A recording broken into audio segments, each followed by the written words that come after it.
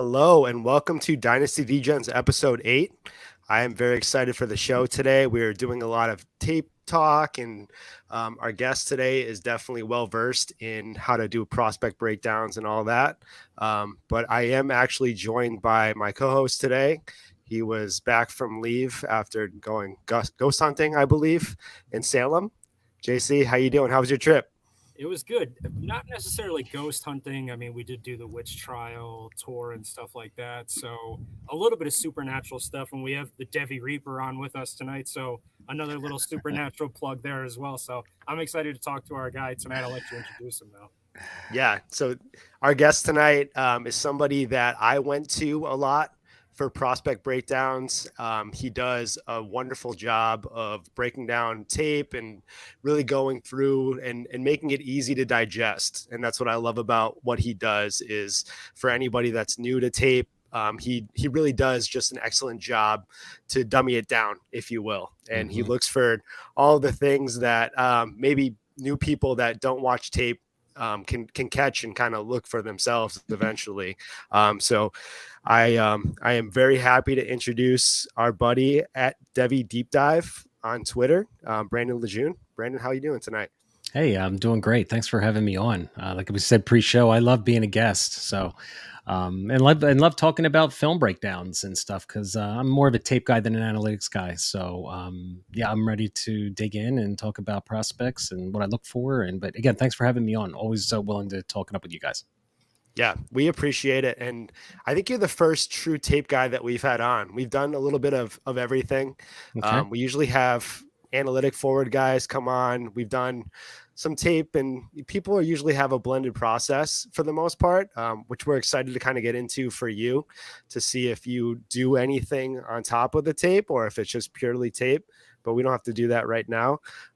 We usually like to get to know the guest a little bit. Cool. So if we could start with just how you kind of got into the space, how you decided that this was something that you were going to kind of go through and make something of content, and how that really got going for you, I guess, is how we should start. Yeah, well, I appreciate that. Yeah, I've been playing fantasy football a long time, a lot more than you gentlemen. So, and we all go through our trials and tribulations.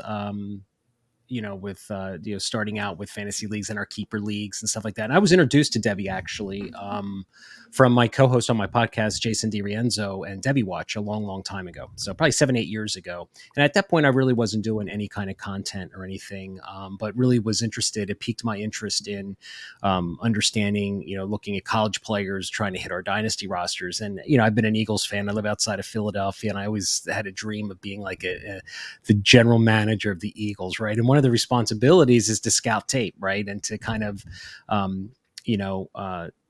develop the team. So in Dynasty, that's kind of what it is as well, right? We kind of act as our GMs, where we trying to analyze players and who players do we want.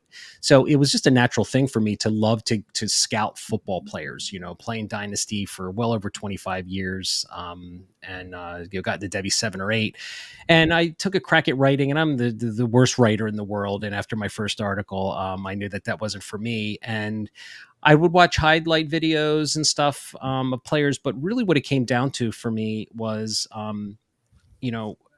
just I wanted to make my own decisions on players. There's a lot of information out there on Twitter, lots of resources, ranks and stuff like that. And when a lot of people play the game, they get ranks off websites and stuff like that. But I had this urge to want to do my own thing and to kind of create, seeing other people and how they were analyzing college players. So I just kind of got into it. And really the film, after, writing and doing this and doing that, what my true passion is actually cutting up film. Taking a game, splicing it up, let's say Eric Gray, from Oklahoma, he'd run 25 carries for 125 yards and whatever. So I would cut that game up, and there's really no better way for me to scouting players than cutting up film, because you're really watching it 3 times. You're watching the game the first time after you record everything, and then you're chopping it up and putting it and making it smaller and smaller. And you guys on your YouTube channel, which is great, you guys are doing the same thing, I think, with Nick, right? Yes, correct. Yeah. Yeah. And Nick has been doing a lot of stuff, and we were hoping to get him some help, but I know that you're a busy man, so we're probably not going to latch onto you. Yeah. for some help there, but I'm sure like Nick doing that and he puts a lot of stuff out on Twitter too, right? So you really get an idea of what a player looks like because you're not just looking at the highlights. And on my dashboard and all my subscribers, you know, and we have a chat and everything, you know, they know what, you know, we always have this thing, you have to look beyond the highlights, right? So that's kind of what my drive and passion has been when cutting up the film. So you're really, you know, you're seeing every play. And a lot of times you can learn a lot from the bad plays versus just the good plays, you know? So I think that to me is something that I've learned over the years is maybe, you know, if you're looking at a prospect and are they going to hit our dynasty rosters? Are they going to get the draft capital? You say to yourself, boy, they're really good at this, but are there two or three things that they're not good at that are going to impede their way of getting on the field? So when I'm watching film, that's kind of what I'm looking for. Yeah, they got great ball skills, maybe, but maybe they're not the, you know, the biggest space creators and stuff like that. So you're trying to identify the strengths and weaknesses and then outweigh, weigh, the strengths outside, way better than the weaknesses, or the weaknesses are what's going to hold this prospect back. So it's a fun process. I really don't take it all that serious.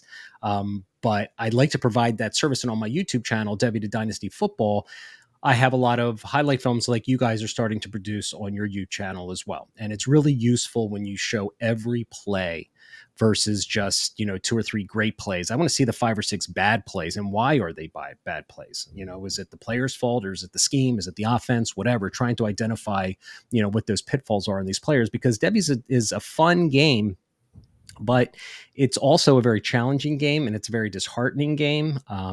It's a lot of luck is involved as well. And you mentioned at the beginning of the show, you introduced me as the Debbie Reaper. And that's a nickname that I've got because I feel like I'm hard on prospects. I'm not one of these guys that says, oh, he's great, everyone's great, they're all great. Now I'm probably 50-50 where I don't think they're going to make it, or I think they're going to make it. And I stand by what I see and what I feel. But that's what I wanted out of this process from the very beginning.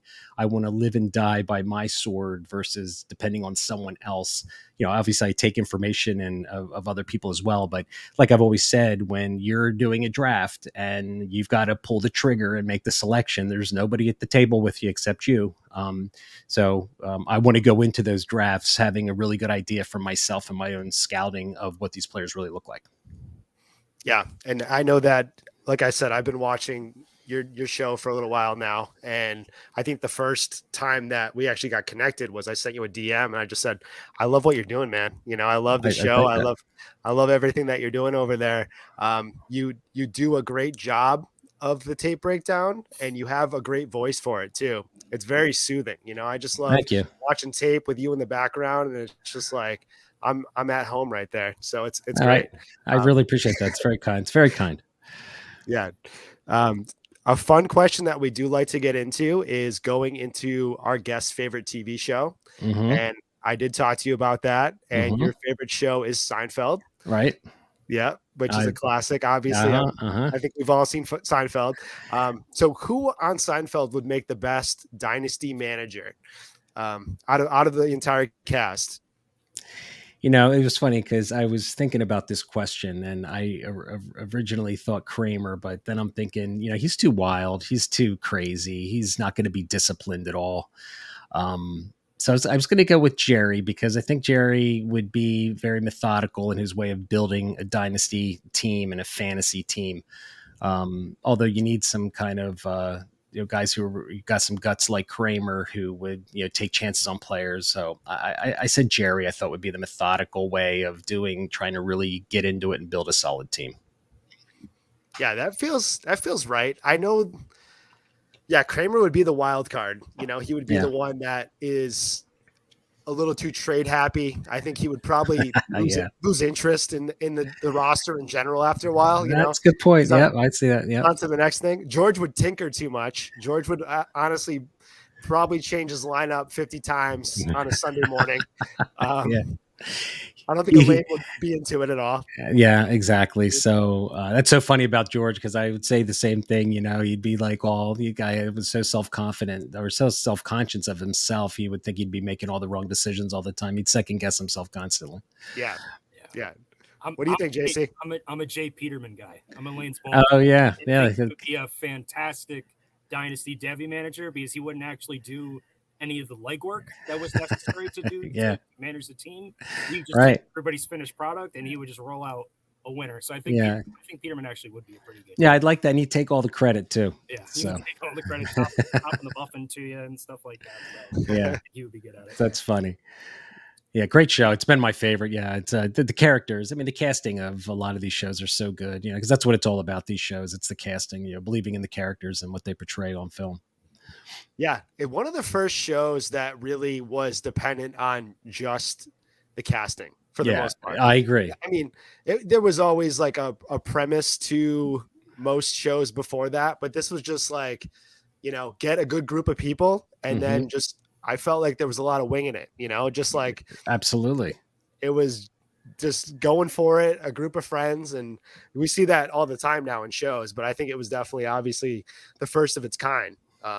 So yeah, Seinfeld's a classic, always great, always something that I pop on if I don't know what to watch. But I guess we're gonna get into some tape breakdown. We did talk about how you got into the space, but I think we want to know exactly what you're looking for when you are watching tape. Like what is it that you specifically look for in a wideout? Like say you're watching general case scenario, we're watching a wide receiver tape right now. Whoever it is, whatever the setting is, but what specifics are you looking for in each player as far as each position goes, like in any tape breakdown for that matter? Well, I break it down per basically position, right? And quarterbacks, I really don't do a lot of scouting. If you go on my YouTube channel, you're going to find that I might post a highlight film on somebody, but I really don't do breakdowns because I really believe, I'll just start there. I mean, overall, before I get to the quarterbacks, for me, when it comes to the skill position players, wide receivers and running backs, it really comes down to me is space creation and athleticism and physicality, right? So I really feel from a scouting standpoint, whether you're a running back or wide receiver, you need to create space for yourself. And they're both obviously they play different positions, but they both have opportunities to create space for themselves within their position skill set. And so that's something that I think is really important, because you just have to create space even as a running back. You got to make the first guy miss, and then you got to see the field of the vision. You got to see the second level and how you're going to make that guy miss to create space. So it all comes down to creating space. And that's what the NFL, I feel, is really, look at all these smaller wide receivers. We're seeing some of the smaller running backs now getting a lot more play, dual-headed running backs. And it's all about getting guys in space with the ball in their hands. So that's probably the first thing I look for. The athleticism too. I mean, they have to be able to, what they see, and if they, a player sees something and they want to create space, do they have the physical athleticism to actually do what their eyes are telling them what they want to do, right? So that's what I would look at as well, is if a player is trying to make a move, whether he's a wide receiver or a running back, you can kind of tell like what they want to do, but do they have the athleticism to achieve the goal that they want to do on that particular moment of the play. And physicality is something for me that I value very highly when I scout. It's probably more than most people talk about or think about for me, but especially from a running back position and a wide receiver position, you need physicality to play with the big boys in the NFL. And there's a lot of college producers out there. And let's face it, probably, I mean, the game that we love, this Devy game, why it can be really frustrating sometimes is because, we look at all these players, and I mean, on my Devy dashboard database, I've got over, 450 college players through the 2024, 2025, 2026 class, ranked or whatever. I mean, we're going to see probably 5 to 6% of those players actually hit our dynasty roster. So the hit rate overall is not very good to begin with. So you need to go into your process knowing that the majority of these guys that we're watching are not going to make it. Yeah, they might get backup roles and have NFL careers, but we're doing this for, feeding our dynasty roster. So that's the lens that I look through, looking for the elite traits, to make these guys hit our dynasty rosters, right? So there's NFL scouts that are just, he'll be a fifth round pick and he'll be a great backup, or whatever, but that's fine. But we're looking for that. So physicality to me, going back to that, is probably one of the more things that I look for, especially in running backs. You watch Quinshad Junkins run, right? Every time he initiates contact, he has his shoulders square with good pad level. He's actually, he's the one giving the licks in a lot of cases with his physicality. That's why he's going to be very successful, and he's going to be definitely a high NFL draft pick if he doesn't get injured. But there's a lot of other backs that have the size and stuff, but they don't have that physicality when you watch them play. So those three things: the space creation, athleticism, and I really call it functional play strength. But I'll just simplify it as physicality, or the three things. And if we'll start with the wide receiver, because that's the question that you asked, right? So when I do my film breakdowns, I have a criteria of usually 4 or 5 items that I try to remain consistent with. So when I'm watching all the like wide receivers, and what I'll do is I'll scout wide receivers kind of in groups, and then maybe go to running backs and do groups. But I'll have like wide receivers, release and route running is one of the traits that I look at. I want to see guys with quick feet. I want to see them, snap out of breaks. Defensive manipulation is really big for me. A wide receiver isn't just going and running an inside slant route. What is he doing to get that defensive back off platform before he makes his break on the inside slant? It's just not going and stabbing your foot and making a left and going inside if you're playing in the X position. Is it a head bob, or are you leaning to get that DB? So I watch for wide receivers. I love to watch the defensive backs and what their reaction is when they're being pressed by a wide receiver. Ball skills and hands, they got to be able to catch the ball. They got to be tough and physical, again, in 50-50 situations. And again, the athleticism with the body control is all part of that. Guys going up and getting the ball, how they approach the ball, especially on vertical plays. Speed and yards after the catch. Speed is nice, but I'm more into short area quickness and snappiness versus 40 times. I'm not a big 40 time guy. I think that's a nice icing on the cake to have, great long speed and run a 4.3, but we've seen a lot of 4.3 guys never make it to the NFL, probably because they don't have the physicality to, get off press or whatever to even get to that speed. And then it's the functional play strength again that I look at from a physicality standpoint. So that's the fourth straight in my wide receiver. And I look at yards after the catch is another one. Like, how are they with the ball in their hands?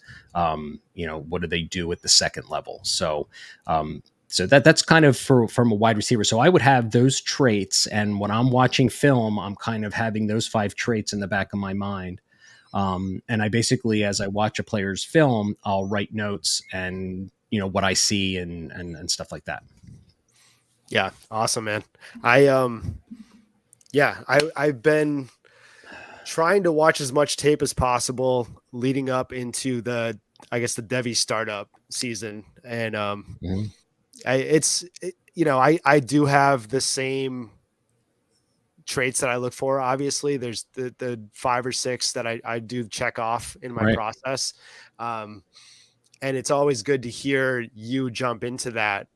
It more solidifies the process for me more than anything else. And is there a specific guy that you watch tape of that you said there's no way this person is going to bust in the NFL? There's no way that they're going to not make it, in the elite level of football, and you were completely wrong on as far as your tape breakdown goes, and the prospect and let's just not even go deep into it, but maybe the last 2-3 draft classes. Yeah, I'll say my biggest miss, and I was on a podcast with Matt Hicks over at the Rookie Big Board, a friend of mine for a long time, and he had Chris Olave as his number 1 guy. I wasn't a big fan of Chris Olave. I felt as though a lot of his space was created base being playing on Ohio State, which had a great team and 2 other great wide receivers, but never really saw him face press, never really saw him, shake and bake defenders. He got more loose and coverage and stuff. So yeah, that was a miss for me. I have no shares, and I'm very upset that I have no shares of Chris Olave, because I think he's going to be a great player. So so that's one example. I never thought he was a can't, that was one maybe on the opposite side. I'm trying to think of one who was a can't miss that, miss. I was a Trey Sermon fan. He was like my number 2 running back. I'm still just dismayed as to why that didn't work. That was another learning experience. But all of those experiences are really good because we all have misses. I mean, the pros that do this for a living, the NFL teams that pay guys millions of dollars, they strike out and miss as well. The Zach Wilsons of the world and stuff. So You just do the best you can. But learning from those mistakes are certainly valuable lessons. Yeah, I think I'm with you on the Chris Olave. I was definitely a little lower than the consensus on him. I know Amon Ra burned me quite a bit. Mm-hmm. I did not see that coming. I kind of viewed it as like an opportune moment for him, but it necessarily didn't. I didn't think he was going to keep this value Yeah. in the NFL level. I thought it was Yeah. going to be just kind of a boom bust situation for him. I don't feel like there's been a lot of players in the last couple years that were slam dunk prospects that, maybe the Jonathan Taylors, excuse me, Marvin Harrison Jr. next year is probably, you could throw into that ring too. I mean, I don't think there's an analyst out there that says he's not going to be a top 10 wide receiver in the NFL, but like even the next year's draft class, I'm not sure, there's really, Caleb Williams maybe as well, but that's the fun of the game. The fun of the game is to try and identify those guys. Especially, I like to focus on the guys that maybe a lot of people aren't talking about either. That next wave of players. I feel like our rookie drafts are won in the second, third, and fourth rounds. A lot of cases. Yeah, absolutely. It's definitely that's where the Devi guys have that one leg up. Yeah, for the most part. Yeah, unless they own a bunch of Zach Evans like myself. And I was not a fan. I'll tell you that I was not a fan of Zach Evans. You can go back and watch my film because of that physicality I talked about. I mean, I watched some of your film. I noticed that you were definitely lower on him. His timing and the way that he kind of got lost a little bit for the most part. I knew I saw all that, but there was, I don't know. I'm a sucker for too. He was low on Zach Evans before it was popular to be low on Zach Evans too. So I give him a lot of credit for that. I just started finding the Devi stuff, probably like 2 years ago or something like that. And I watched college football and stuff, and I just loved Cedric Tillman, like watching him play. And I was like, let me look up Cedric Tillman, see if there's anybody on YouTube that's talking about him, thinks that he could be an NFL prospect. And that's where I found Brandon's channel, Devi Dynasty Football, on YouTube, where he does great cut-ups. I would definitely recommend subscribing and checking it out. But I saw him break down the Alabama and Georgia game, and I was like, somebody sees what I see. Like, let me go ahead and look at more and more of these breakdowns and stuff. And I think you do a fantastic job of breaking down stuff. Running back, I feel like I'm not going to say any position is easy to scout, but I think it's the least amount of unknowns at a certain position, because the space bar is like your best friend. Oh, without a doubt. And you could see exactly, hey, is it a zone run? Is it a gap run? Okay, where is this blocker supposed to be? Where is this running back supposed to be heading? These are all things that you can see, that it's not an unknown, whereas you don't know what progression the receiver is or what's his release, all these different things, the coverage that he's facing. It's a lot more unknown as opposed to running backs, where for certain, hey, this guy doesn't like making contact with people in the hole. He likes to bounce it outside. So I think film watching definitely adds something. I've become more of like an analytics-based guy in my evaluations, but I definitely was more like vibes film guy through much of like my college years and stuff. And you were talking about guys that put their shoulders down and kind of embrace contact. I know your son's going to Penn State this fall. Kaytron Allen is one of those guys that definitely seeks out contact as well. So exactly, he's not being talked about a ton, but it's another 2025 guy that I'm excited to watch more Kaytron Allen. Yeah, and I agree 100%. I think he is he's got that physicality that you want in a back. So from a running back standpoint, what I look for, vision and patience. I mean, first off, size matters, right? That's the most important thing. I mean, it's going to be Devon A-Chain. I'm just I can't wait to see 3 years from now what he becomes. He's the first guy, and I think a couple of years who's probably been on that polarizing spectrum. He's 190, soaking wet. And wait, hold on. I don't mean to interrupt you, but are you familiar with JC at all? Do you know JC about what he who he values in the fantasy community and who he's on and who he absolutely loves? Are you I'm not on. familiar with? I know JC. I'm not on Twitter a lot, so I don't. Did he have a take on A Chain? He's probably got A Chain underwear on right now. He's probably dressed to the nine in A Chain. He's probably got Crocs that say I heart Devon on All right right. now. I'm pretty sure that he is his number one fan. I He's been trying to get him on the pod, actually. We've been really trying hard to get him over here. I'm So. going to Yeah. message his agent probably, but Yeah, he's one of these guys that the film is good. it is. Analytics are good. So Yes. it's one of these things that, like you said, size matters, but everything that you watch on film and everything that you see from his production at Texas A&M in the SEC, what how he produced, his market share for the team, he's a good player, and he's in the perfect situation. He could not have possibly landed in a better spot. So, like you said, he is the guy that will end this discussion Yeah, once and for all if size truly does matter. Because you're right. if he doesn't hit, it's never happening. Bucky Irving, throw him out the window. It's not Yeah. going to happen. You know, Bucky Irvin is just, he's not an NFL running back, I don't think. But I agree wholeheartedly with you. When he played at SEC, that last game, I believe it was against LSU, Yep. was just, I filmed that and put it on my channel. And he was nicked up coming into that game. And a couple games with an ankle, yeah. He was a warrior. I mean, he had like 25 carries, and he just willed that team to win. Did they win that game or? They won. Yeah, top 5 at that point. They would have probably made the college football playoff had they had won that game. So right. So I think A Chain, right? I think the thing with A Chain, great college back, didn't get hurt. Obviously had the physicality, he wasn't afraid of getting dirty in between the tackles. It's just now you're playing with the best athletes in the world. And is that frame going to hold up? You're absolutely right. He is going to end the conversation, whether size matters or not, JC. I completely agree with you. If he doesn't hit, it's over. I agree. I don't have another. You're not going to draft another back under 210 pounds, right? I can't. Yeah, I can't do it. I hear you. But to go scouting, right, for running back, so you kind of lean on the size because, history tells us that's what most guys need to, be able to sustain the wear and tear, of the position. Vision and patience, how they see the field.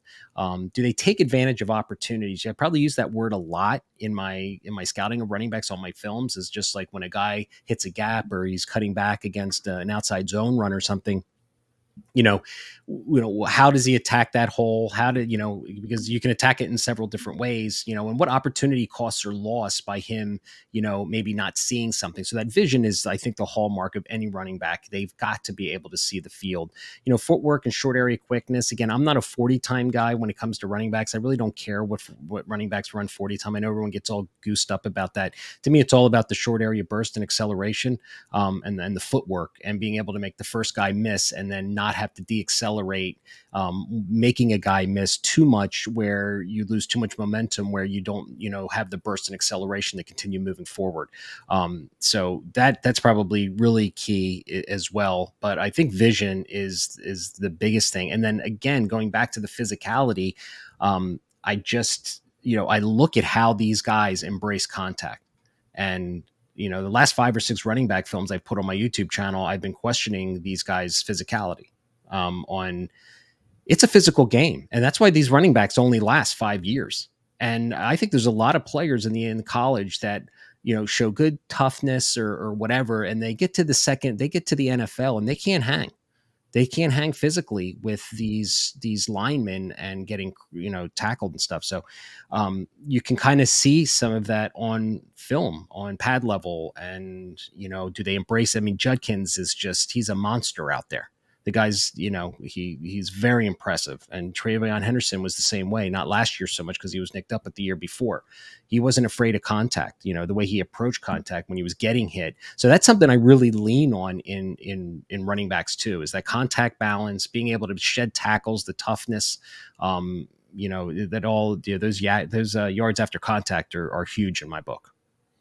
Yeah, so you've mentioned him a couple times. You're very high on Judkins. I'm getting the sense of, I know you've done tape breakdown for both of these guys. So you're going to take Judkins over Singleton, I'm assuming? Is that as of right now? I have not watched enough Singleton from this past year. I haven't gotten to him, but right now, from what I see. I think Singleton's a more explosive player. He's going to be a guy that might be able to, I look at Judkins like a Nick Chubb, right? He's just a grinder. He's not going to be the fastest guy in the world. And then you look at Singleton, who could maybe be like a Dalvin Cook, a guy who's got a little bit more footwork. I didn't see a ton of that last year at Penn State, him really making a lot of guys miss. He was a freshman.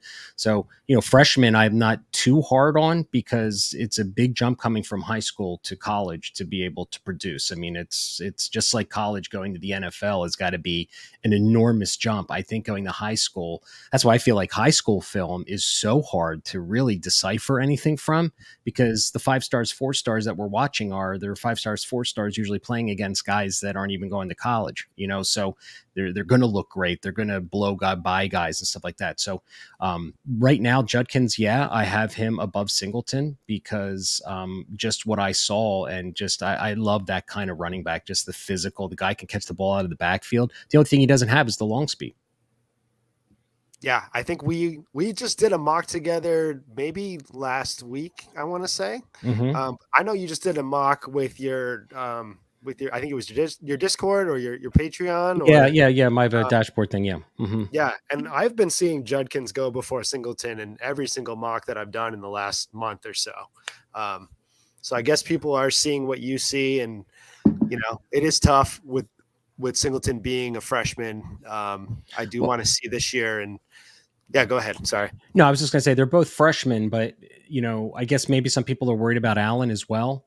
But Judkins, I think, was just on the stage a little bit more probably. So for the people that have extensively watched both players, that's just my opinion. I know there's people that are lower on Judkins, and that's fine. I mean, because I'm going to always take the guy that I want. You know what I mean? Yeah. So. Yeah, absolutely. JC, you got anything to add on to the running back game? And no, I think he covered like the running back position and the wide receiver position. Those are the two that we have the most success, I guess, as the Devy community in projecting forward. Mm-hmm. Backs we touched on, they're essentially impossible to do. Even NFL franchises can't get them right 50% of the time. So it's tough for us to project. And then tight end, I listened to you and Jason talk about your top 15 at each position and stuff, because I wanted to, get a feel more or less for how it is that you felt about certain guys. And tight ends also just so difficult to project. It's almost a fool's errand really at this point, where you got guys like Dalton Kincaid that just come out of nowhere and they're first round picks at the tight end position. It's not really worth really going too much in depth. Yeah, and and what I've learned from the tight end position is athleticism is probably the most important thing. Ball skills. From a dynasty standpoint. I mean, I don't care about the great inline blocker. But yeah, and I think you've learned that they do emerge, and I think especially last year, I think you don't. What makes that position so interesting is there's not a lot of running backs and there's not a lot of wide receivers that don't have production profiles that are pretty solid that really make it. But tight ends, you can get a guy who's just either buried on a depth chart or it's just not part of the offense of a system, like a Luke Musgrave that people, maybe didn't really know or whatever. I mean, the guy from Penn State, Brenton Strange, so, but there's people in those NFL organizations that say, go find me a tight end. Really just watch those movement skills and stuff. But from a Debbie standpoint, if they're not like making us fantasy points in college fantasy football or C2C, we really don't take the time to scout them. You know what I mean? But we always seem to scout the productive players in the wide receiver and running back rooms. And for quarterback, I know you don't do a lot of, tape breakdown for quarterback because it is so difficult to really predict in Devy. I don't know. Yeah. Who do you have as like your Devy QB3 currently? Right now I have Caleb Williams, obviously. I mean, he's going to be the guy that, I think is really got the most to give in that position right now. He's going to get the hype. I mean, Drake May would be number 2 for me. But he didn't have the best season at the end of last year. But he's got the size, he's got the ability to throw the ball vertical, and he certainly has enough mobility to get around. I wouldn't call him a dual threat, but he's got the ability to shake and bake. I think he had like 600 yards on the ground or something. He's a tough physical Yeah. kid. He's got that prototypical size. And after that, it's probably Drew Waller, only because again the size that he has. He's coming into a really good situation. I wish he had better wide receivers. But after that, I think on my list, I mean, I can look them up, but I think I go right into I got Dante Moore from UCLA and Nelson. I think I'm going to take a swing with, and Klubnik after that, and Nico going right to 26 class. Now, I think like next year in the class, is there going to be a Zach Wilson for next year? Is there going to be? I mean, Anthony Richardson was kind of already on the radar. He's, like Joe Milton this year is kind of that guy. You know what I mean? The guy with the big arm and, who's gotten beat out by like 4 other quarterbacks, but, over his 5-year college career. But yeah, it's hard. And, you look, and so I don't really spend a lot of time because there's only 2 or 3 or, 4 at the most every year that are going to really make a difference on our dynasty rosters, so, it's a really tough position to get. And like, I think JC was just saying, even the pros get it wrong sometimes, I mean, they miss it as well. So I think next year's draft, I think it's really May or Williams, but I mean, there's all sorts of different guys out there that people are talking about, Jordan Travis or Riley Leonard and all sorts of guys. But I think the biggest thing, I think one of the reasons why in quarterback scouting is so hard is because the majority of what's won and lost is inside people's head, of which what I call, intangibles matter, which, you need the ability to basically to be a starting quarterback in the NFL. You need to be really smart, but you need all the leadership skills. You need to be able to handle the pressure. You need to be able to read the field. You need to decision make within 2 seconds. And we've seen so many quarterbacks with big arms and mobility and can't get it done. And it's because they just can't read the field and probably make the throws where they need to, So, and we don't really have that information for just watching college football players. So we look at their skills and say it should project, but I think a lot of it has to do. I mean, I always thought to myself, just the amount of pressure a 21, 22-year-old kid has to go into a New York City like Zach Wilson and face the criticism, have the whole franchise, the savior of the shitty Jets team for 15 years, like on your shoulders. And that's some pressure I wouldn't want. No, absolutely not. I don't think that Zach Wilson is dead. I think he just fell into a very difficult situation, and he does, I think he has a revival at some point. It would be nice. I mean, they invested in him. It would be nice to see that. And I've always been a believer. Like, excuse me. I think they throw these guys in here too quick for me. I mean, Andy Reid did it right with Mahomes. He sat a year.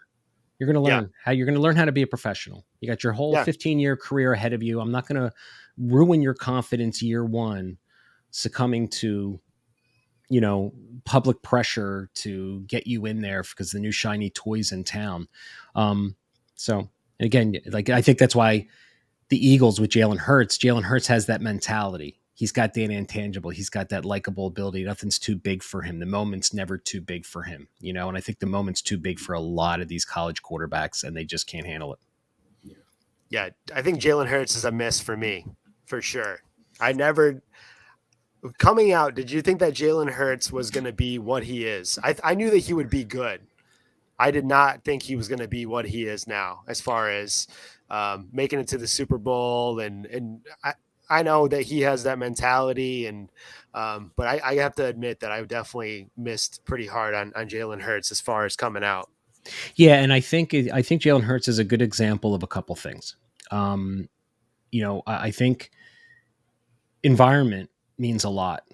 I think team structure, team culture, coaching, I think all plays a role. Of course, the guy has to go out and produce and perform, and guys train and can't ever get it done.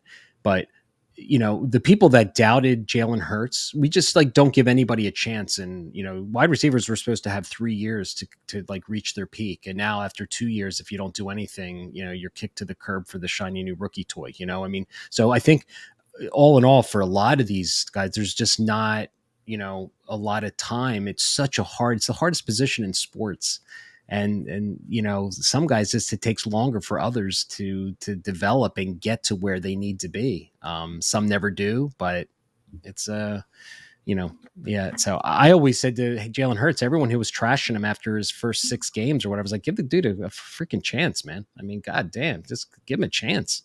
Let him grow, let him develop, let him learn. I mean, it's a tough position.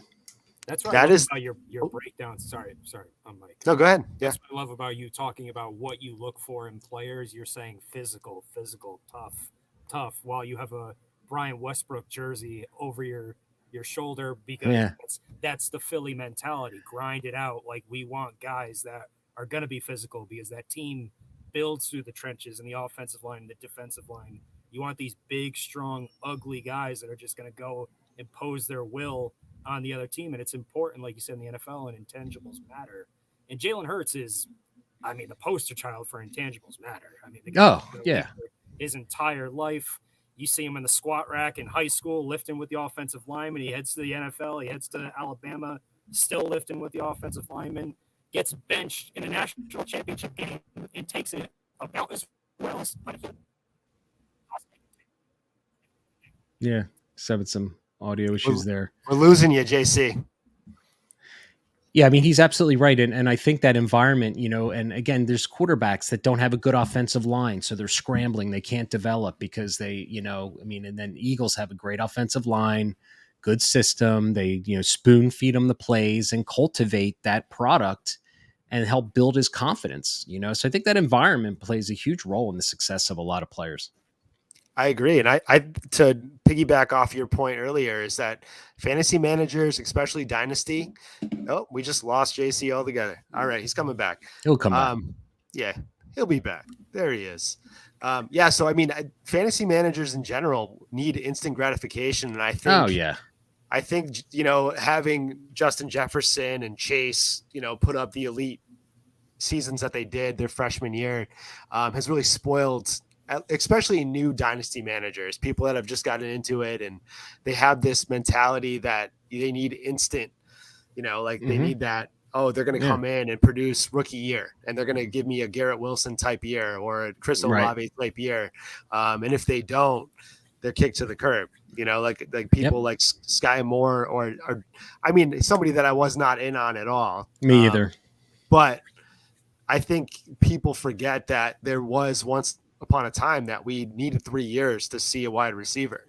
That third year is really the deciding factor for me, as far as if they're going to be a fit in the NFL.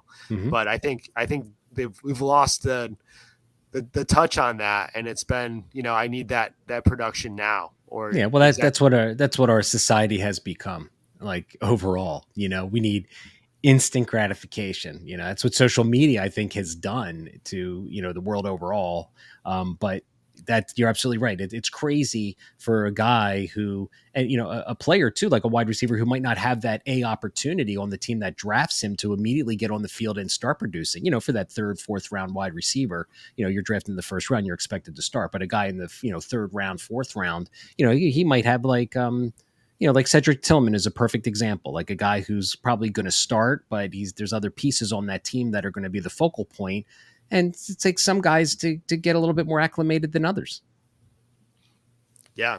I think we both are pretty high on Tillman, and I know that he's not going to produce immediately, but I think he's in a great spot where he can kind of sit back and look at Cooper and kind of get mentored a little bit as far as, how to work in an offense. And I think that's a great position to be in. Yeah. But there's going to be a lot of managers selling Tillman for a third next year, or, shipping them off for nothing. So it's a good time to go buy Tillman. But we'll see. Yeah. But that's, but again, when you have the foundation, like when I watch these players, I'm not going to get swayed by like the production. If I really believe in a guy, I'll hold on probably too long. And of course we've all held on too long to guys that we fell in love with, but that's the game. I mean, this is only a game. So, I'm always going to go to war with my guys, whether I win or lose. I'm always going to go to war with my guys.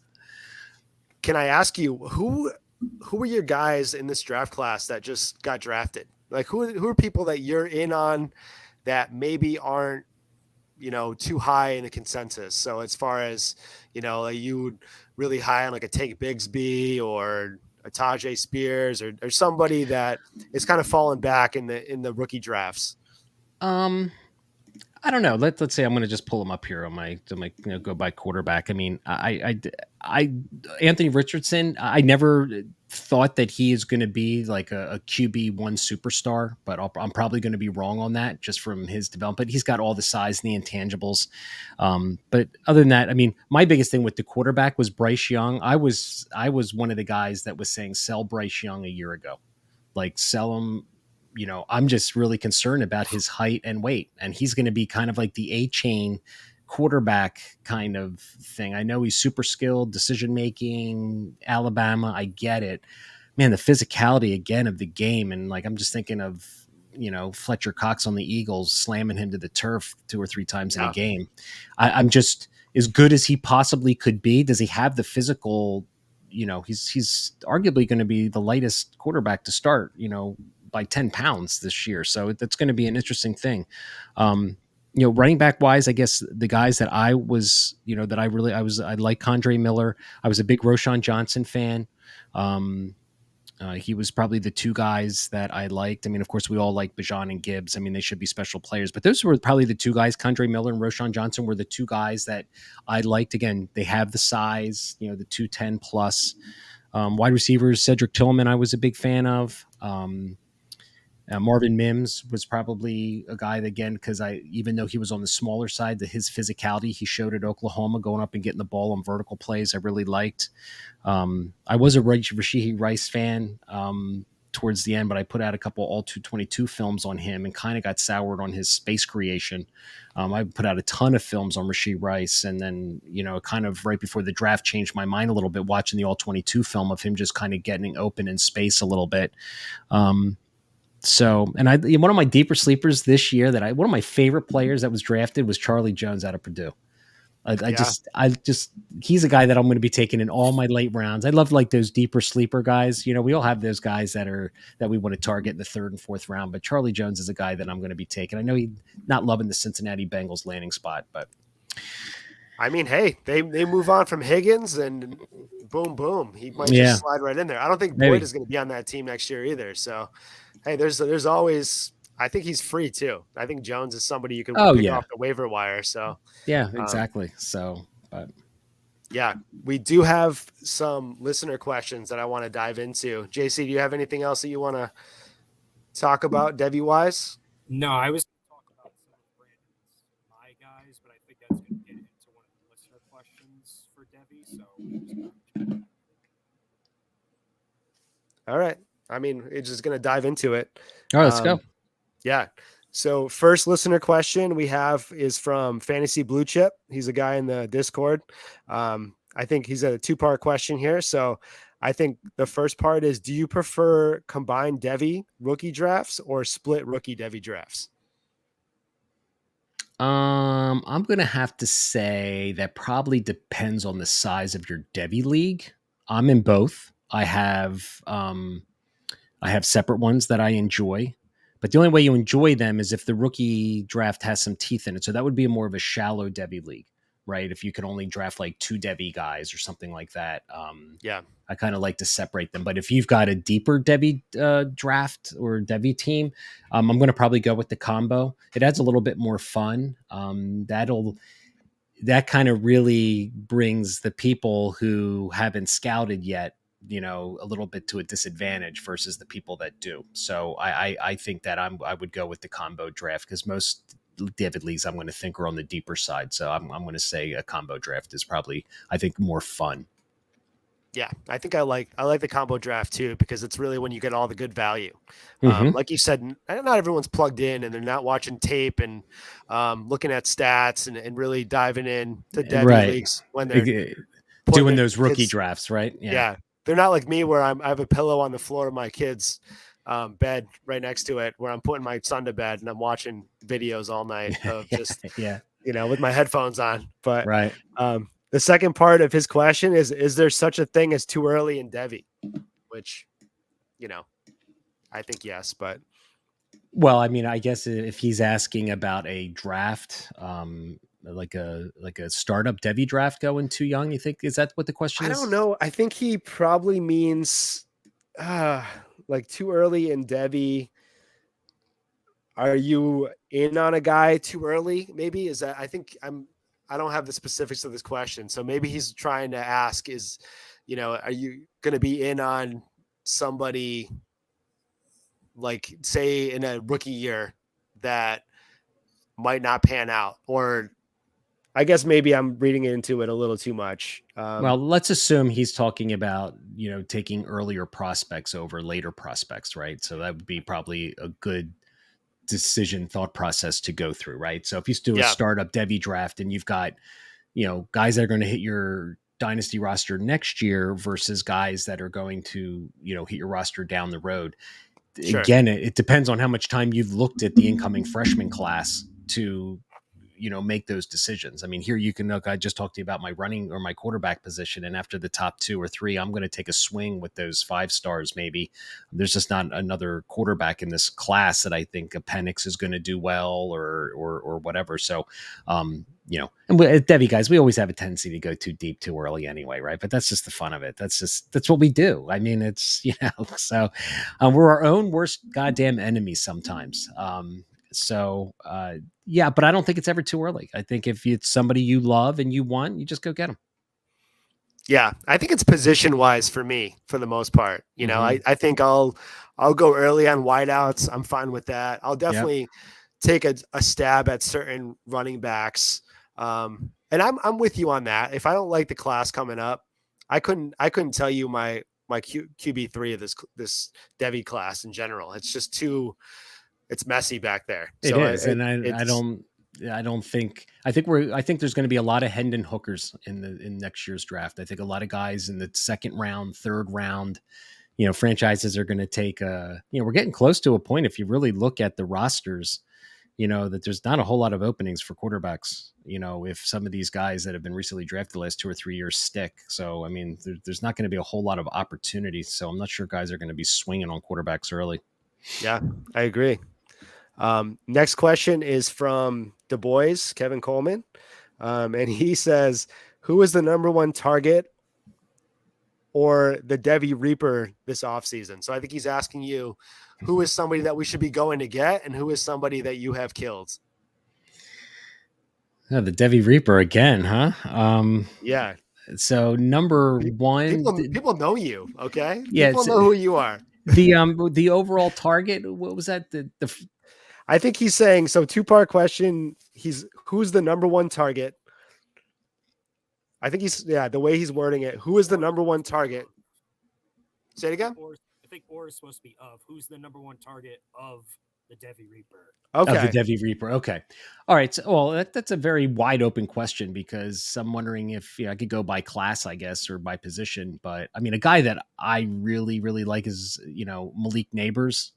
But I have so many players in this class that I'm excited about. I'll just kind of go through some that I'm thinking of. I think from the quarterback position, if there was one, I guess if he's asking for one guy, probably Malik Neighbors would be a guy that I'm probably pretty high on making some noise next year. I Another guy that I really like is Antoine Wells Jr., South Carolina. He's a deeper guy. I just made a video on Nice. him. I'm like super in love with that guy. He's going to be, I asked him to come on my podcast. I sent him like 3 tweets. He hasn't gotten back to me. Actually, I made the video. I sent it to him on Twitter. I said, come on, man. I said, look, I'm telling you how good you are. Why don't you come on and talk to me a little bit? But Yeah. I haven't heard back from him yet. Just like you guys were talking about trying to get A-Chain on there, all these college kids, I'll bet you they're told like, don't go on podcasts, don't go out and put yourself out there and say something you're not supposed to. Another guy that I kind of like for next year's class, we'll just stick with the 2024 class. I'm really intrigued. One of my guys is Carson Beck, the Georgia quarterback. This is a complete projection call. I love his size at 6'4", 215. He's in a perfect environment. He's going to be there. If he does well this year, he'll be there for 2025 as well. He's in a great system that's going to run the ball first. They got, I think, some really good receivers that were transferred in. Trevor Etienne is another guy of mine that I really like. And Roma Dunze is one of my guys too. Yeah. So I think he's going to be a stud. Yeah, he's climbing. He's way up there now. He was a So value maybe 2 months ago. I could steal him everywhere. Now yeah, everyone knows what he's capable of, what he's doing out there. So I think the last question we really have touched on throughout the pod in general, but Hobart Whipple says, are there certain traits you look for each position when watching film on players? And then he said, what are some things that either show up on a player's film or are missing that you consider to be a red flag? oh, that's a good question because the red flags are kind of why I've got the Devi Reaper nickname. Because I'm typically hard on some of these guys, right? I think it comes down to the physicality thing for me is a red flag. Like I just did a Donovan Edwards film, and I know his knee was a little twisted and he had a cast on, but he did the same thing as a freshman that I saw that he did this year. Explosive guy out of the backfield. I know we all know he can go vertical, catch the ball, so he's excited because we all like pass catchers out of running backs for our dynasty rosters. But again, he just doesn't have that thick lower half and physicality, I think, to bang in between the tackles. So what does that mean from you want to talk about A-Chain blew this kid away as far as watching film. If you were to put on an A-Chain film and put on a Donovan Edwards film, it's not even close to, the lateral movement and the explosion and all of that. And so Donovan Edwards is somebody I'm not super high on, but again, so that would be like a red flag that I see him again, approaching contact, always twisting to his side, never going square. So that would be like a red flag for from the running back position. How Nice. they embrace contact. It's a huge part of my scouting process. Yeah, you had said that is what you look for. And I appreciate that because most time people are breaking down film. They're not looking at the negatives. They're not looking at, why that play didn't work out and why that person didn't get through the hole or get to the second level or anything like that. So I think there's a huge need for what you do. For the most part, because everyone skips over the negative plays and really just shows like a highlight reel of most play breakdown. Yeah, and I appreciate that's what you're starting to do on your channel. I think do exactly what I've been doing on mine. Is I watched a few of them. You're going into a lot of the plays. I mean, even the 2-yard stuffs from a running back, you can see like, well, was there an opportunity that he had the ability to have a little bit more patience, step to the outside? Was there another lane available? So you're absolutely right. I mean, it's and that's why I guess I gravitated towards this whole film thing, is because it really, just by cutting them up and producing those videos, you just scout these players. You really, really see the nuances. But you're right. I mean, you go out on Twitter and you just see highlight, I see a run from a running back with a wide open gap and he runs, with like horrible tackling with 5 or 6 guys, Big 12 defenses, missing tackles and taking bad angles. And is that really the running back that's doing that, or is that just like a product of him and his environment that was like, well, boy, that was really bad tackling and stuff. You just got an extra 60 yards you really, really shouldn't have. So.